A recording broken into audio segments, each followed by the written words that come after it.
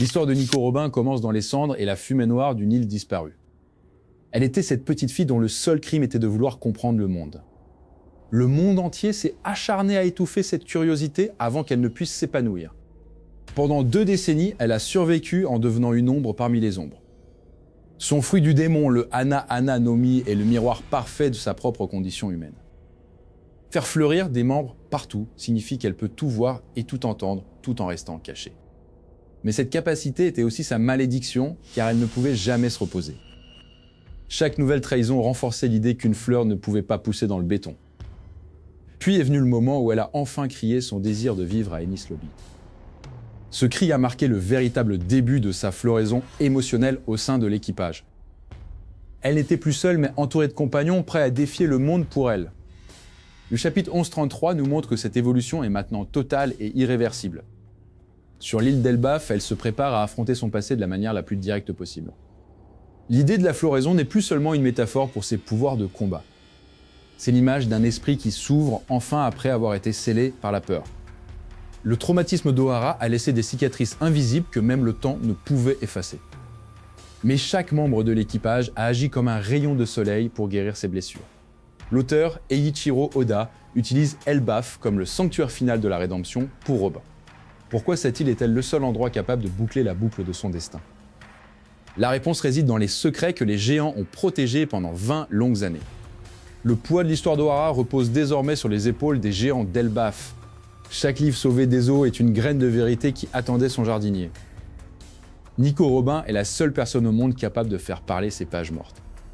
Son voyage vers le centre de l'île est une descente dans ses propres souvenirs d'enfance. Elle se rappelle le rire d'un géant qui lui a dit de sourire même dans la douleur. Dere Chichichi, ce son résonne encore dans les recoins les plus sombres de son cœur. Ce rire était son bouclier contre la folie pendant sa fuite solitaire. Maintenant sur Elbaf, l'écho de ce rire semble devenir plus réel que jamais. Elle sent une présence familière, une force qui ne devrait plus exister. Est-il possible que le destin lui rende ce qu'elle pensait avoir perdu pour toujours? La structure narrative d'Oda ici est d'une précision chirurgicale et émotionnelle. Il ne s'agit pas juste de fanservice, mais de la conclusion d'un arc psychologique de 20 ans. Robin doit accepter qu'elle mérite ce bonheur sans aucune culpabilité.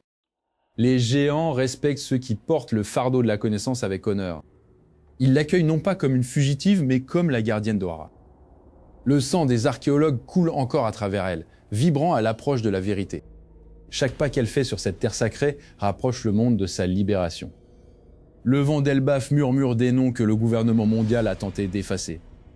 Robin s'arrête devant une immense silhouette drapée de bandages et de cicatrices. Le souffle lui manque alors qu'elle reconnaît ses yeux qui l'ont protégé autrefois. Est-ce vraiment lui ou une illusion cruelle de son esprit fatigué? La silhouette ouvre la bouche et un son sourd commence à s'échapper de sa gorge. Avant qu'un seul mot ne soit prononcé, le monde semble s'arrêter de tourner pour Nico Robin. Le silence qui enveloppe la clairière d'Elbaf semble peser plus lourd que les montagnes environnantes. À quelques mètres d'elle, une silhouette colossale se dessine contre la lumière dorée du matin. Chaque bandage qui recouvre le corps du géant raconte l'histoire d'un enfer glacé dont il a réchappé. Robin sent ses jambes faiblir tandis que les souvenirs d'Ohara remontent violemment à la surface. Le géant tourne lentement la tête, ses yeux rencontrant ceux de la petite fille qu'il a sauvée autrefois.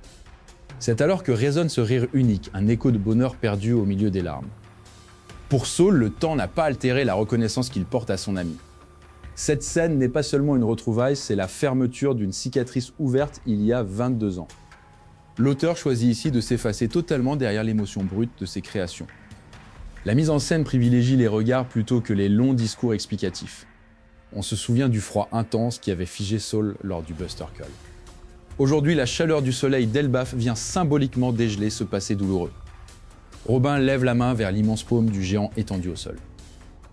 Le contact physique confirme que ce n'est pas un rêve cruel né de sa fatigue. Elle murmure son nom, un souffle que le vent emporte vers les cimes des arbres. Saul redresse son immense buste, fier de voir la femme forte qu'elle est devenue. Comment a-t-il pu survivre aux flammes et à la glace de l'amiral Aokiji? Les indices laissés par l'auteur suggèrent une volonté de fer et une aide extérieure. Saul explique qu'il a dû rester caché pendant des décennies pour protéger le savoir d'Ohara. Derrière lui, des milliers de livres sauvés des eaux sont entreposés comme un trésor sacré. Robin réalise que l'héritage de sa mère et de son peuple est enfin en sécurité. Elle n'est plus la dernière survivante d'un monde disparu, elle est la gardienne de son renouveau. Mais la présence de Saul sur Elbaf soulève de nouvelles questions sur la géographie de l'île. Pourquoi cette zone semble-t-elle isolée du reste du royaume des géants? Le sol sous leurs pieds vibre d'une énergie inhabituelle, presque technologique. Soudain, Saul s'interrompt et scrute l'horizon avec inquiétude. Il avertit Robin que tout le monde n'est pas le bienvenu dans ce sanctuaire. Des bruits de pas titanesques résonnent au loin, faisant trembler les feuilles des arbres. Ce chapitre marque une transition vers une intrigue beaucoup plus complexe que de simples adieux. La technologie des nuages qui entoure cette partie de l'île cache un secret bien plus vaste. Robin se redresse, prêt à affronter n'importe quel danger aux côtés de son sauveur. Saul pose doucement sa main sur l'épaule de la jeune femme pour la rassurer. Leur complicité instantanée prouve que les liens du cœur sont plus forts que les années d'exil. L'importance de Saul ne réside pas seulement dans son passé, mais dans ce qu'il sait du siècle oublié. Il a passé ses 20 ans à déchiffrer les textes sauvés d'Ohara. Robin réalise qu'elle vient de trouver la pièce manquante du puzzle de l'histoire du monde. Une alarme stridente retentit soudain depuis les profondeurs de la forêt. Saul pâlit, reconnaissant le signal d'une intrusion imminente. Une silhouette sombre apparaît à l'orée du bois, dégageant une aura oppressante. Le sol tremble à nouveau, mais cette fois ce n'est pas un pas de géant. Alors que Robin s'apprête à interroger Saul sur cette menace, une voix glaciale s'élève de l'ombre. La silhouette qui émerge de la pénombre n'est autre que Vegapunk Shaka, dont la conscience persiste au sein des réseaux d'Elbaf. Robin comprend instantanément que la menace n'était qu'une mise en garde pour protéger les secrets jalousement gardés de l'île. Elbaf ne se contente pas d'être la terre des géants, elle est aussi le sanctuaire d'une technologie climatique sans précédent. Au-dessus des têtes des guerriers, des nuages artificiels aux propriétés étranges flottent comme des îles suspendues dans les terres. Shaka explique que ces structures vaporeuses sont maintenues par des générateurs d'ondes datant du siècle oublié. Robin s'approche d'une stèle ancienne dont les inscriptions semblent vibrer à l'unisson avec cette technologie céleste. La géographie d'Elbaf a été conçue pour protéger les livres d'Ohara contre toute tentative de destruction par le feu. Saul intervient pour raconter comment ces hommes ont extrait chaque manuscrit de l'eau glacée de l'arbre de la connaissance. Les géants ont utilisé des techniques de séchage ancestrales pour préserver l'encre contre la décomposition séculaire. Cette alliance entre la force brute des géants et la finesse scientifique de Vegapunk a sauvé l'histoire du monde. Soudain, Shaka active une console qui révèle une carte holographique des courants magnétiques entourant l'île. Ces courants agissent comme une barrière naturelle, empêchant les navires de la marine d'approcher sans autorisation. Robin remarque que les motifs des courants correspondent exactement au schéma trouvé sur Skypia. Le lien entre les îles Célestes et Elbaf devient alors une évidence historique pour l'archéologue. Saul rigole bruyamment en voyant que la petite fille d'Ohara est devenue la plus grande érudite de l'océan.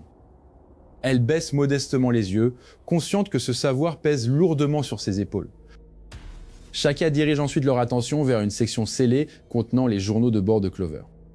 Robin frissonne en voyant l'écriture familière de son mentor sur les couvertures de cuir usées. Chaque page est un témoignage vivant contre l'oubli que le gouvernement mondial tente d'imposer.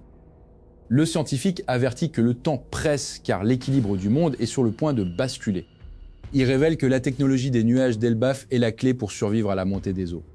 Robin réalise que sa quête pour l'histoire est devenue une course pour le futur de l'humanité.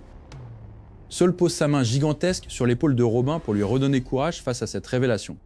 Ensemble, ils commencent à organiser la transmission de ce savoir aux autres membres de l'équipage. La paix qui règne dans ce sanctuaire contraste avec le chaos qui gronde à l'extérieur des frontières d'Elbaf. Les guerriers géants montent la garde au pied de l'arbre, prêts à défendre cet héritage au prix de leur vie.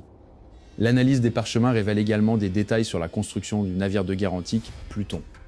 La peur de voir ses armes tomber entre de mauvaises mains hante un instant l'esprit de Robin. Mais la présence de Saul lui rappelle qu'elle n'est plus seule pour porter ce fardeau. Elle décide d'utiliser ses pouvoirs de fruit du démon pour copier les textes les plus cruciaux en un temps record. Shaka observe avec fascination cette démonstration d'efficacité chirurgicale. Le travail se poursuit jusque tard dans la nuit, alors que les étoiles brillent à travers le feuillage géant.